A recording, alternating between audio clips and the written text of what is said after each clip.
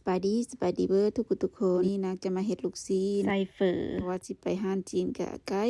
ก็เลยมาเฮ็ดเอาเองนางจะใส่ซีนหมุนหรือว่าซีนบดประมาณ8 พาวหรือว่า3 โลครึ่งประมาณนั้นนางก็จะใส่ผงกระเทียมผงหอมบัวและนางจะใส่ผงคะน้อประมาณ2 บวงนางจะใส่พริกไทยลงไปพริกไทยนี่ใส่ตามใจมักและนางก็จะใส่แป้งสาลีหรือว่าแป้งข้าวโพดใส่ไปประมาณ4 บวงถ้าหากผู้ใดบ่มีสามารถใส่แป้งมันได้และนางก็จะใส่น้ำตาลลงไป2 บวงใส่เกลือลงไป1 บวงกาแฟและนางก็จะใส่ผงแอคคอร์ดในใส่1 บวงกาแฟผงตัวนี้ถ้าผู้ใดบ่มีก็บ่ใส่ก็ได้ใส่เครื่องปรุงทุกอย่างแล้วก็จะใส่น้ำเย็นจัดยังเป็นน้ำก้อนอยู่ใส่ลงไปประมาณ200 ml จากที่ใส่น้ำลงไปแล้วเอามานวดผสมทุกอย่างให้เข้ากับซีนเพราะว่าจักนางน้อยโพดต้องได้ปั่น2 เทื่อต้องได้ผสมทุกอย่างให้เข้ากันก่อนแล้วจึงเอาไปปั่นให้เป็น2 เทื่อปั่นเพราะว่าจักมันน้อยย่านจักเพและนางก็จะเอาไปปั่นเวลาปั่นไปเรื่อยๆถ้าหากว่าฝืดเวลาปั่นไปให้เติมน้ำใส่ประมาณ100 ml น้ำที่เอามาจากตู้เย็นค่อยๆเติบไปเพื่อจะซอยให้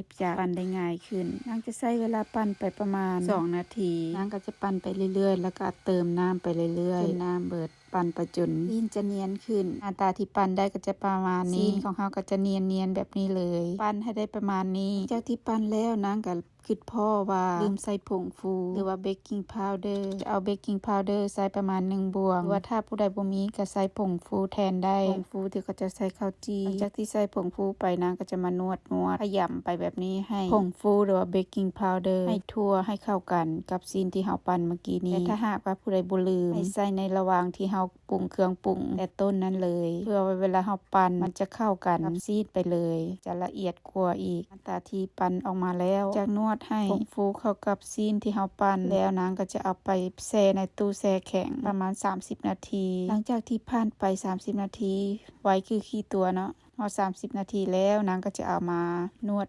เพื่อคลายความเย็นออกจากซีนของเฮานางจะนวดไปประมาณ5 นาทีเพื่อให้ความเย็นออกจากซีนหน่อยนึงเพราะว่าทางทึงมันจะกล้ามขึ้นจะแข็งขึ้นเราต้องนวดให้ผสมให้เข้ากันอีกเทื่อนึงในระหว่างนี้นางก็ไปต้มน้ำไว้ทำอีทให้เปิดไฟแห้งก่อนให้น้ำฟดจนเดือดแล้วพรไฟลงมาใส่ไฟอ่อนถ้าจนน้ำนิ่งหรือว่าน้ำบ่ฟดแล้วและนางก็จะมาปั้นเป็นก้อนลงในหม้อใส่บวงจุ่มน้ำก่อนแล้วตักลูกซีนลงในหม้อได้เลยเอาบวงจุ่มน้ำก่อนเพราะว่าจะซอยให้ซีนออกจากบวงได้ง่ายขึ้นวิธีปั้นให้เอานิ้วโป้กับนิ้วซีนเป็นหูไว้แล้วบีบซีนขึ้นมาบีบไปบีบมาจนกว่าลูกซีนจะเนียนหลังจากลูกซีนเนียนแล้วบีบค้างไว้เอาบวงตักลงในหม้อได้เลยเฮ็ดแบบนี้ไปเรื่อยๆจนกว่าซีนในจะเบิดเนาะระหว่างที่ปั้นลูกซีนไปเรื่อยๆเพิ่มอุณหภูมิในหม้อเนาะก็คือนางจะเพิ่มไฟขึ้นไปจนเพิ่มเทื่อนึงกะว่าลูกซีนได้หลายแล้วให้เพิ่มไฟขึ้นไปบนไฟกลางอ่อนๆหน่อยนึงเพราะว่าซีนที่เฮาปั้นลงไปหันเป็นซีนเย็นจะเฮ็ดให้อุณหภูมิหม้อว่าน้ำในหม้อหันเย็นโตลงเพราะฉะนั้นเราต้องได้เพิ่มไฟขึ้นไปเรื่อยๆจากที่ปั้นแล้วนางจะต้มไปตืมเวลาไปอีก20 นาทีจะครบ20 นาทีแล้วนางก็จะเอาน้ำใส่น้ำก้อนแบบนี้แล้วนางจะตักเอาลูกซีนต้มสุกแล้วลงในน้ำก้อนแบบนี้ตักไปเรื่อยๆจนลูกซีนเบิดเนาะนางก็จะมาปาดให้เบิ่งว่าตาที่ต้มออกมาแล้วจะเป็นแบบใดสูตรนี้ซีนออกมางามเพราะว่าหน้าเนียนดี3 โลครึ่งก็จะได้ประมาณนี้1 หม้อถ้าผู้ใดมีเวลาก็เฮ็ดกินเองเนาะจะได้หลายต้นทุนก็จะบ่แพงปานใดมาบีบลงเบิ่งก็เด้งอยู่